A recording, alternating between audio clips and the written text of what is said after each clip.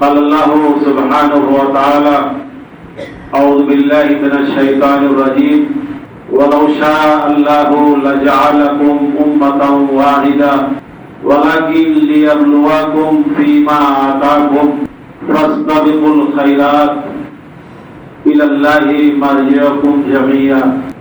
وقال النبي صلى الله عليه وسلم عن أبي هريرة رضي الله تعالى عنه قال: قال رسول الله صلى الله عليه وسلم: رغم أنف رجل دخل عليه رمضان ثم انسلخ قبل أن يغفر له. محترم حاضرین، اللہ رب العزت کی تعریف و توصیف، عظمت و کبریائی بیان کرنے کے بعد درود و سلام نازل ہو جملہ انبیاء کرام پر، اور بیش بہا بے شمار درود و سلام نازل ہو آخری نبی جناب محمد رسول اللہ صلی اللہ علیہ وسلم پر. محترم حاضرین، ماہ رمضان ہم سے رخصت ہونا ہی چاہتا ہے. اللہ کے رسول صلی اللہ علیہ وسلم کا قاعدہ یہ تھا کہ رمضان کا مہینہ جس طرح اختتام کے قریب ہوتا شدت آتی جاتی تھی. یہاں تک کہ حضرت عائشہ رضی اللہ تعالی عنہا فرماتی ہیں کہ کان النبی صلی اللہ علیہ وسلم اذا دخل العشر، کہ نبی صلی اللہ علیہ وسلم جب عشرہ اخیرہ داخل ہوتا، آخری عشرہ داخل ہوتا، شد میزرہ، تو کمر کس لیا کرتے. کمر کسنے کا مطلب یہ ہے کہ عبادت میں خوب محنت کرتے. وَأَيْقَظَ أَهْلَهُ، گھر والوں کو بھی جگاتے. وَأَحْيَا لَيْلَهُ، اور خود راتوں رات بیدار ہوتے، اللہ کی عبادتیں کرتے، قرآن کی تلاوت کرتے، دعائیں کرتے. اور راتوں کو بیدار کرنے کا مطلب یہ نہیں ہے کہ ہم ساری رات قرآن کی تلاوتیں کرتے رہیں، یا ساری رات ہم نفلی نمازیں پڑھتے رہیں، یا ساری رات ہم صرف دعائیں کرتے رہیں، بلکہ ساری چیزیں اللہ کے رسول صلی اللہ علیہ وسلم کرتے، صحابہ کرام بھی کرتے. یہاں تک کہ حضرت سفیان ثوری رحمہ اللہ کہتے ہیں کہ شب قدر کے اندر مجھے نفلی عبادتوں سے زیادہ بہتر ہے کہ میں بیٹھ کر اللہ تعالیٰ سے دعائیں کروں، اللہ کے سامنے روؤں، گڑگڑاؤں اور اپنے گناہوں کی معافی مانگوں. اور آج ہمارا قاعدہ کیا ہے؟ اللہ کے رسول صلی اللہ علیہ وسلم جب رمضان ختم ہونے کے قریب ہوتا تو اور محنت کرتے، مسجدیں بھر جایا کرتی. اور آج حال کیا ہے؟ بالکل الٹا. جب رمضان شروع ہوتا ہے تو مسجدیں بھرتی ہیں، اور حتیٰ 10 دن کے بعد دھیرے دھیرے وہی مسجدیں خالی ہوتی رہتی. اور آپ دیکھ رہے ہیں کہاں باہر 2-4 صفیں ہوتی تھی نمازوں میں، اور آج اندر بھی پور نہیں ہوتی ہے بس. یہ حال مسلمانوں کا. اللہ کے رسول صلی اللہ علیہ وسلم کا قاعدہ یہ تھا کہ ماہ رمضان جب ختم ہونے کے قریب ہوتا تو اور محنت کرتے، صحابہ کرام بھی محنت کرتے. اسی لیے اللہ کے رسول صلی اللہ علیہ وسلم نے فرمایا، حضرت ابو ہریرہ رضی اللہ تعالیٰ عنہ حدیث کے راوی ہیں کہ اللہ کے رسول نے فرمایا: رغم انف رجل دخل علیہ رمضان ثم انسلخ، اس شخص کی ناک خاک آلود ہو. تو خاک آلود ہونے کا مطلب کیا ہے؟ برباد ہو، تباہ ہو. کیونکہ ہر شخص یہ سوچتا ہے کہ کسی کی اگر بے عزتی ہو جائے تو لوگ کہتے ہیں کہ فلاں کی ناک کٹ گئی. تو ناک خاک آلود ہونے کا مطلب یہ ہے کہ وہ تباہ ہو، برباد ہو، کہ ماہ رمضان کھا کر کے گزر جائے، قبل ان یغفر لہ، اور گناہوں کی معافی نہ کرا سکے. گناہوں کی وہ معافی نہ کرا سکے. چند دنوں کے لیے شروع میں مسجدوں میں آیا، پھر دھیرے دھیرے پیچھے ہو گیا، نکل گیا. اس شخص سے بڑا بدنصیب اس دنیا کے اندر کوئی نہیں ہے. یہ مہینہ، اس مہینے میں نیکیاں کمانے اور عبادتیں کرنے کا مہینہ ہے، اور نیکیاں کما کر کے آخرت بنانے کا مہینہ ہے. اور اسی کے تعلق سے آپ کے سامنے چند باتیں عرض کروں گا. اللہ تعالیٰ نے سورہ مائدہ آیت کا کچھ حصہ میں نے آپ کے سامنے پڑھا ہے. سورہ مائدہ کی آیت ہے، اللہ نے فرمایا وَلَوْ شَاءَ اللَّهُ لَجَعَلَكُمْ أُمَّةً وَاحِدَةً، اگر اللہ تمہیں چاہتا تو تمہیں ایک امت بنا دیتا، سارے کے سارے مسلمان ہوتے، سارے کے سارے عبادت گزار ہوتے، کوئی برا ہوتا ہی نہیں.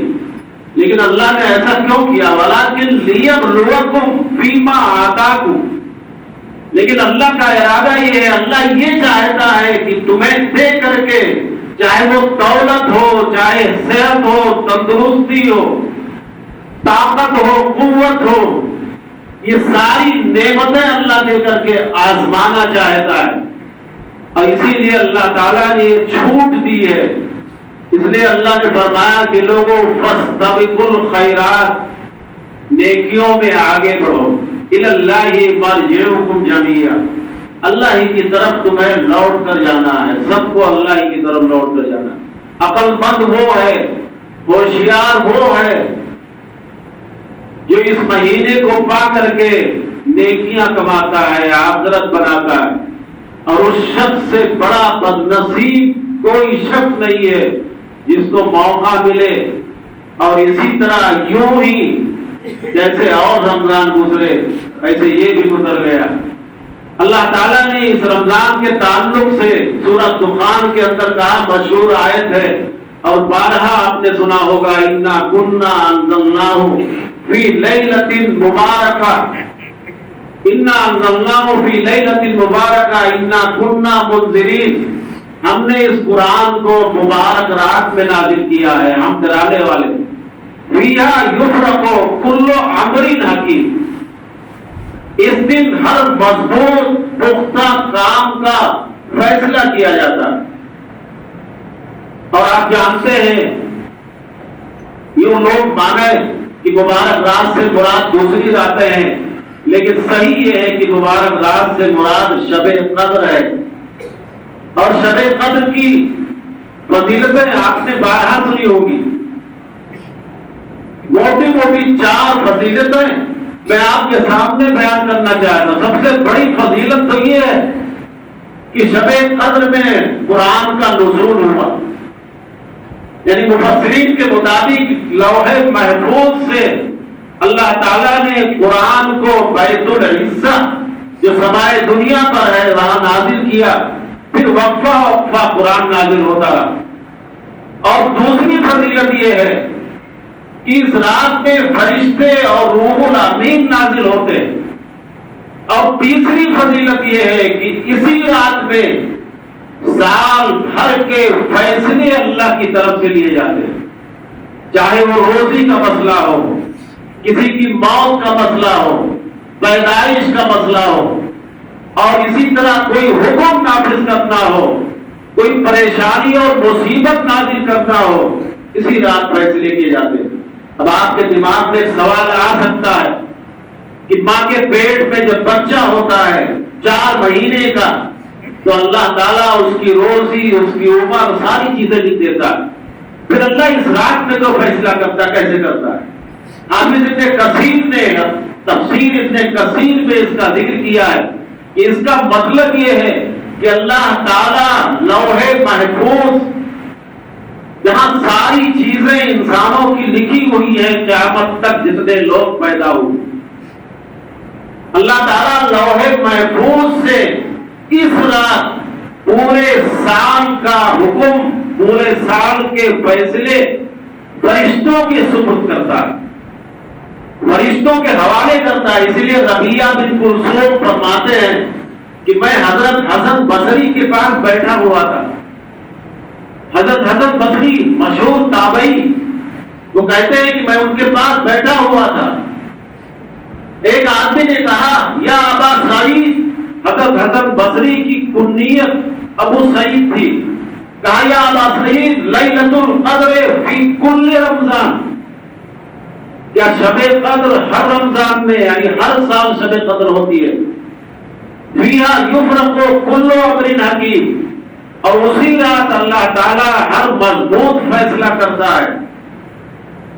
تو حضرت حسن بصری نے کہا ای واللہ، انہا لفی کل رمضان، ہاں اللہ کی قسم یہ شب قدر ہر سال ہر رمضان میں ہوتی ہے، اور اللہ تعالی اس رات میں ہر مضبوط فیصلہ کرتا ہے۔ پھر انہوں نے کہا فیہا یقضی، اللہ تعالیٰ اس رات پہ فیصلہ کرتا ہے من عجل او عمل او رزق او مثل، چاہے وہ موت کا مسئلہ ہو، چاہے کسی کو کتنی روزی دینی ہو، کیا حکم نافذ کرنا ہو، اور اسی طرح ابو مالک کہتے ہیں چاہے وہ کوئی پریشانی ہو، مصیبت ہو، ساری چیزوں کا فیصلہ اللہ تعالیٰ اس رات میں، یعنی پورے سال کا فیصلہ لوح محفوظ میں لکھا ہوا ہے ہمیشہ کے لیے، لیکن اس سے اللہ نازل کر کے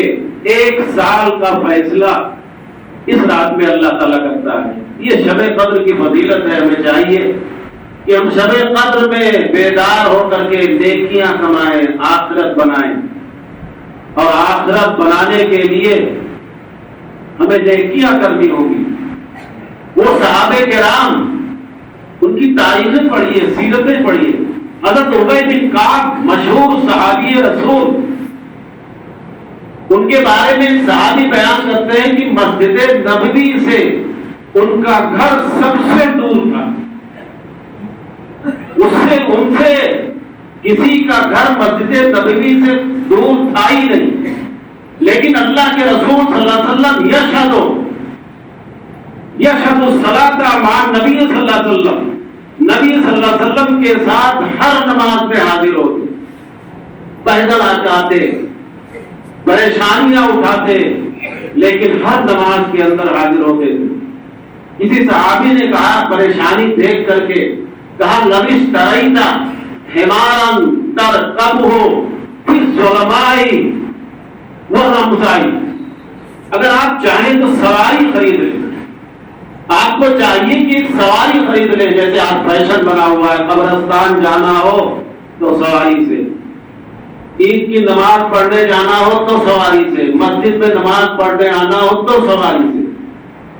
ایسے لوگوں کو یہ حدیث سامنے رکھنی چاہیے۔ کہا اگر آپ چاہیں، آپ کو چاہیے کہ ایک سواری خرید لیں، اندھیرے میں آتے ہیں، گرمی اور ٹھنڈی میں آتے ہیں، پیدل آتے ہیں، اگر آپ سواری خرید لیں تو آپ کے لیے بہتر ہوگا۔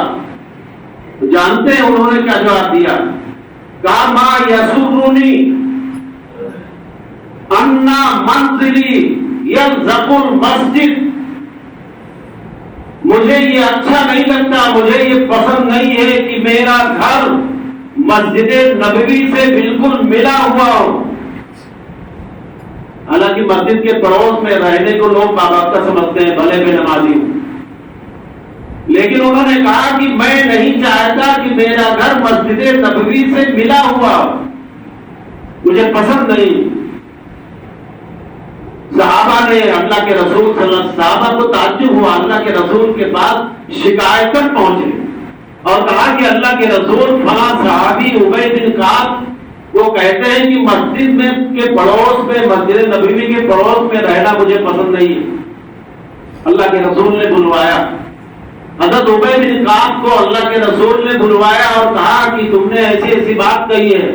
کہا اللہ کے رسول میں نے کہی ہے، اللہ کے رسول میں نے کہی ہے، لیکن آپ ہی نے فرمایا ہے کہ ایک شخص جب مسجد سے وضو کر کے، گھر سے وضو کر کے مسجد کی طرف نکلتا ہے تو اس کے آتے اور جاتے ہوئے ہر قدم پر اللہ تعالیٰ نیکیاں لکھتا ہے۔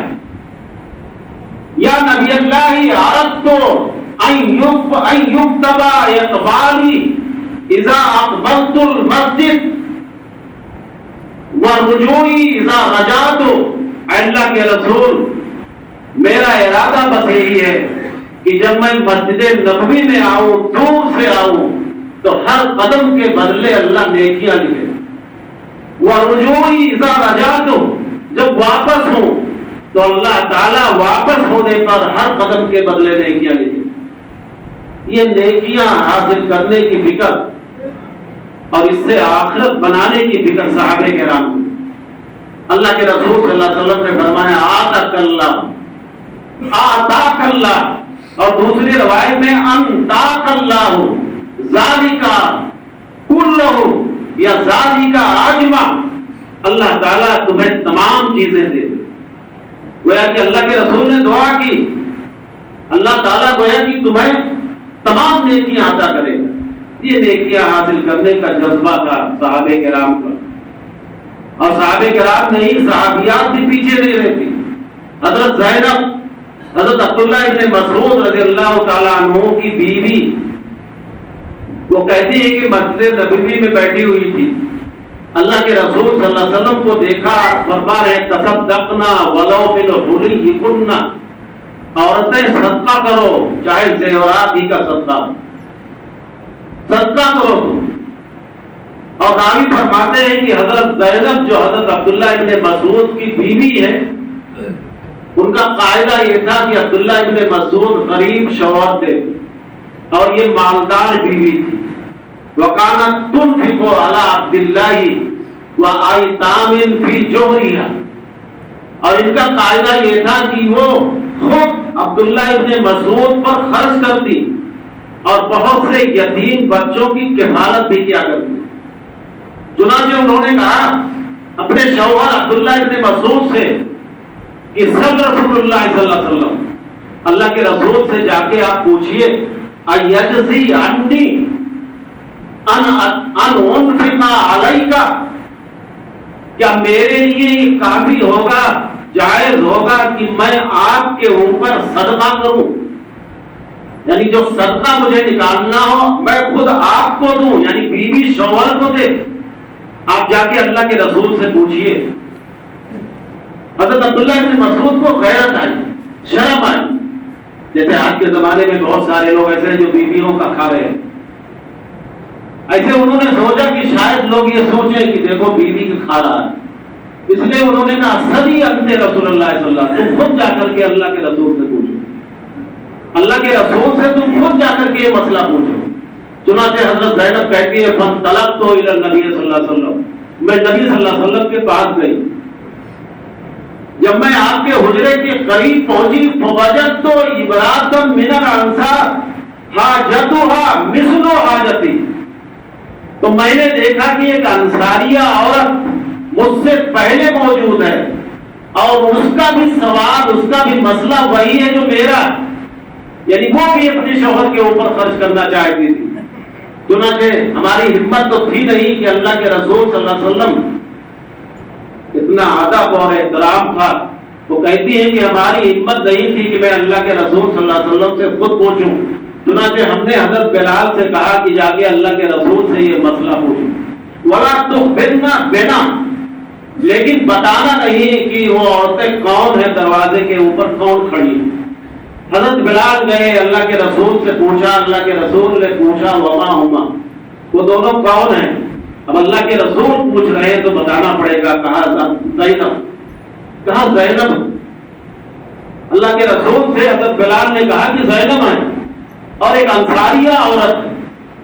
پھر انہوں نے کہا کہ ایو زیانی، کون سی زینب؟ اللہ کے رسول نے پوچھا کون سی زینب؟ اس کا مطلب یہ تھا کہ مدینہ میں زینب نام کی بہت ساری عورتیں، گویا کہ صحابیات، جیسے آج کے زمانے میں ماڈرن زمانہ ہے، لوگ ایسے ایسے نام رکھتے ہیں کہ دنیا میں نہ پایا جائے۔ زینب نام کی یہ قباحت نہیں ہے کہ کسی ایک کا نام ہو تو دوسرا نہ رکھے۔ اللہ کے رسول کی بیوی، خود دو بیویوں کا نام زینب تھا، زینب بنت خزیمہ اور زینب بنت جحش۔ حضرت عبداللہ ابن مسعود کی بیوی کا نام زینب، اللہ کے رسول صلی اللہ علیہ وسلم کی بیٹی کا نام زینب۔ کہا کون سی زینب؟ اللہ کے رسول پوچھ رہے ہیں تو بتانا ضروری ہے۔ تو انہوں نے بتایا کہ حضرت عبداللہ ابن مسعود رضی اللہ تعالیٰ عنہ کی بیوی زینب۔ اللہ کے رسول نے کہا کہ ہاں، اللہ کے رسول نے کہا کہ ہاں، بیوی مالدار ہو، اگر وہ زکات نکال رہی ہے، شوہر غریب ہے، اس کے پاس پیسے نہیں ہے، اگر وہ زکات نکال رہی ہے، اس کے پاس زیورات ہیں، زیورات کی زکات نکال رہی ہے، تو شوہر کو دے سکتی ہے۔ کہا شوہر کو دے سکتی ہے اور ڈبل ثواب ہوگا. لہا اجران، اجر الصدقہ و اجر القرابہ.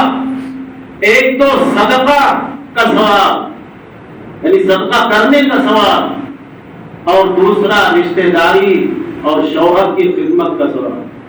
یعنی کہنے کا مطلب یہ ہے کہ نیکیاں کمانے کا جذبہ، اور ایک بڑی رفقت آمیز بڑی پیاری حدیث میں بیان کر کے اپنی بات ختم کرنا چاہتا ہوں. حضرت عمر بن عاص رضی اللہ تعالیٰ عنہ صحابی رسول، بیٹا بھی صحابی عبداللہ بن عمر بن عاص، یعنی باپ صحابی اور بیٹا بھی صحابی، اور کوئی معمولی صحابی نہیں ہے حضرت عمر بن عاص. ان کے ہاتھوں پر کئی ملک فتح ہوئی، شام فتح کیا، مصر فتح کیا، مصر وغیرہ کے والی اور گورنر بھی بنائے گئے. ان کے بیٹے خود کہتے ہیں لما حضرت عمرو بن العاص الوفات، جب حضرت عمر بن عاص ایک صحابی رسول کے بارے میں دیکھیے کہ جب حضرت عمر بن عاص کی وفات کا وقت آیا بقا رو پڑے. ایک صحابی رسول رو پڑا ہے. آج ایسے سینکڑوں رمضان گزر جائے تو ہمیں کوئی مطلب نہیں. یہی وجہ ہے کہ ہم لاٹ اور جوتے اس دنیا میں کھا رہے ہیں، گھروں پر بلڈوزریں چل رہی ہیں، اور وقت کی جائیدادیں لوٹی جا رہی ہیں، مسلمان قتل کیے جا رہے ہیں، صرف اس لیے کہ مسلمان ایک بے غیرت اور بے حس قوم ہو گئی ہے. وہ ہزاروں ایسے رمضان گزر جائے اور چاہے جس طرح یہ خطبے اور تقریریں کی جائیں اس کے کانوں پر جو نہیں لگیں گے، حس نہیں پیدا ہوگا، غیرت نہیں پیدا ہوگی. یہ صحابی رسول ہے جو وفات کا وقت آیا رو پڑے. عبداللہ ابن عمر ان کے بیٹے نے کہا کہ لماذا تبکی اجزان علی الموت، ابا جان کیوں رو رہے ہیں؟ کیا موت سے گھبرا کر کے، موت سے ڈر کر کے؟ قال لا واللہ ولکن مما بعد، کہا نہیں اللہ کی قسم موت سے گھبراتا نہیں ہوں، لیکن بعد کے جو مراحل ہیں اس سے ڈر رہا ہوں. موت کے مرنے کے بعد جو مراحل ہوں گے اس سے گھبراہٹ ہے، اس سے ڈر ہے. اور مراحل آپ جانتے ہیں. یہاں رک کر کے حضرت عثمان بن عفان مشہور صحابی رسول، جن کے بارے میں راوی بیان کرتے ہیں کہ اذا وقف علی قبر یبکی، جب کسی قبر کے پاس کھڑے ہوتے تو رونے لگتے. آج ہمارا حال یہ ہے کہ ہم قبرستان میں جاتے ہیں، موبائل پہ کسی سے بات کرنا، ہنس کے کسی سے مذاق کرنا، یہ ہمارا وسیلہ بن چکا ہے، یہ ہمارا شیوا بن چکا. اور ان کا حال یہ تھا کہ قبر پر جب گزرتے تو رونے لگتے. لوگ کہتے ہیں کہ تذکر الجنہ والنار، یا بعض روایتوں میں تذکر الجنۃ والنار، آپ کے پاس جنت اور جہنم کا ذکر ہوتا لیکن آپ نہیں روتے، اور قبر کے پاس کھڑے ہو کر کے آپ روتے. تو کہا اللہ کے رسول صلی اللہ علیہ وسلم سے میں نے سنا ان القبر اول منزل من منازل الاخرہ، یہ قبر آخرت کی منزلوں میں سے سب سے پہلی منزل ہے. اگر جو شخص قبر سے نجات پا گیا وما بعد ہوا ایسر منہ، تو بعد کے مراحل بڑے آسان ہیں. اور اگر اس سے نجات نہ پایا وما بعد ہوا اشد منہ، تو بعد کے مراحل بڑے سخت ہوں گے، شدید ہوں گے. اور اللہ کے رسول سے میں نے سنا ہے، آپ نے فرمایا ما رأیت منظرا افظع قط من القبر، قبر سے زیادہ خوفناک منظر میں نے نہیں دیکھا. تو گویا کہ مرنے کے بعد مراحل ہوں گے، اور اسی مراحل کی وجہ سے میں رو رہا ہوں. بیٹے نے کہا، عبداللہ بن عمر نے کہا کہ اے ابا جان کنت علی خیر، آپ کی زندگی تو بھلائی پر گزری ہے، نیکیوں پر گزری. وجعل یذکر صحبت رسول اللہ صلی اللہ علیہ وسلم وفتوح الشام، اور پھر وہ بیان کرنے لگے، عبداللہ بن عمر بیان کرنے لگے کہ آپ تو اللہ کے رسول کے صحابی ہیں، آپ کے ہاتھوں شام فتح ہوا، مصر فتح ہوا، آپ کی زندگی تو تلواروں کی ساحوں میں گزری ہے، آپ کیوں گھبرا رہے ہیں؟ کہا بیٹے ترکتا من ذالک افضل شیء، تم نے سب سے بڑی چیز چھوڑ دی۔ بیان تو کیا لیکن سب سے بڑی چیز تم نے بیان نہیں کی، چھوڑ دی۔ شہادت اللہ الہ الا اللہ، میں نے لا الہ کی گواہی دی ہے، لیکن مسئلہ یہ ہے، پریشانی یہ ہے کہ قد كنت علی ثلاثۃ اطباق، میری زندگی کے 3 دور گزرے ہیں، میری زندگی میں 3 مراحل گزرے ہیں۔ لیس فیہا طبق الا وقد عرفت نفسی فیہ، اور ہر دور کے اندر میں نے اپنے آپ کو پہچانا۔ چنانچہ انہوں نے بیان کیا، کہا کہ اول شیء کافرا، سب سے پہلا دور وہ تھا کہ جب میں کافر تھا، مسلمان نہیں تھا۔ وَكُنْتُ أَشَدَّ النَّاسِ عَلَىٰ رَسُولِ اللَّهِ صلی اللہ علیہ وسلم، اور اللہ کے رسول صلی اللہ علیہ وسلم لوگوں میں سب سے زیادہ میرے نزدیک ناپسندیدہ، سب سے زیادہ مبغوض اور سب سے بڑے دشمن تھے۔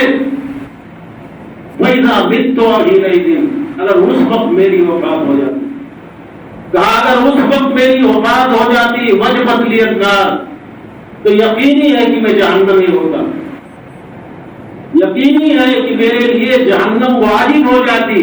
پھر دوسرا دور آیا، اللہ تعالیٰ نے مجھے اسلام سے سرفراز کیا، تو بایعت رسول اللہ صلی اللہ علیہ وسلم، اللہ کے رسول سے میں نے بیعت کی، اور جب میں نے اللہ کے رسول سے بیعت کی تو اللہ کے رسول صلی اللہ علیہ وسلم سے جتنی محبت اس وقت ہوئی شاید کبھی نہیں تھی،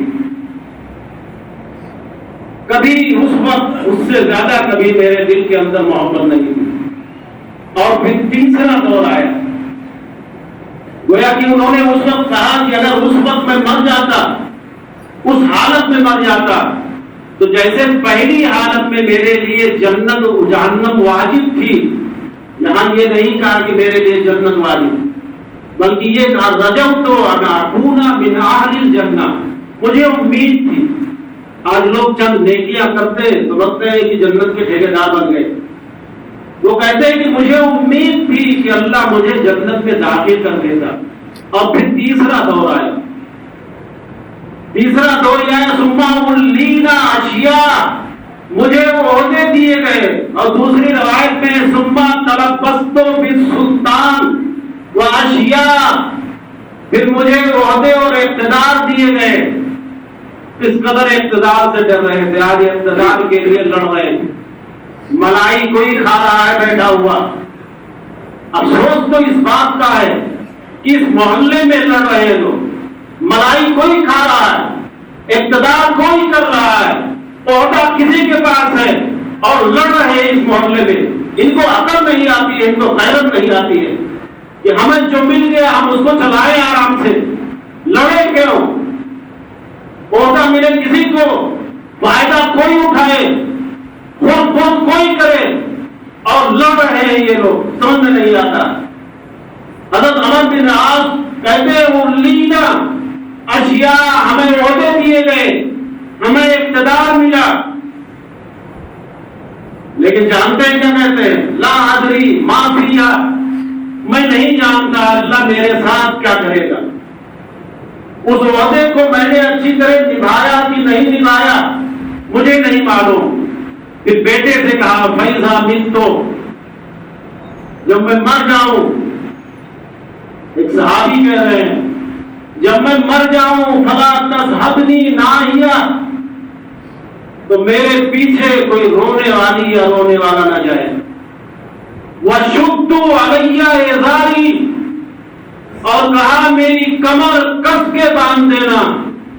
لوگوں نصیحت حاصل کرنے کا مقام ہے، ایک صحابی کہہ رہا ہے شد علی ازاری، لوگوں میری کمر کو کس کے باندھ دینا، فإنی محاسب، کیونکہ مجھے قبر میں سوال و جواب دینا۔ یہ ایک صحابی کو احساس اور ہمیں احساس نہیں ہے، مجھے قبر میں جواب دینا، وَشُنُّوا عَلَيَّ التُّرَابَ شَنًّا، اور میری قبر پر چاروں طرف مٹی ڈالنا، کہیں ایسا نہ ہو کسی طرف مٹی زیادہ ہو کسی طرف کم ہو، چاروں طرف۔ وَإِنَّا، کیوں؟ وَإِنَّا شِقِّ الْأَيْمَنِ لَيْسَ أَحَقُّ بِالتُّرَابِ مِنْ شِقِّ الْأَيْسَرِ، کیونکہ مرنے کے بعد آدمی کے سارے سمت برابر ہو جاتے ہیں، نہ دایاں دایاں رہ جاتا ہے نہ بایاں بایاں رہ جاتا ہے، سب برابر ہے، اس لیے مٹی برابر ڈالنا۔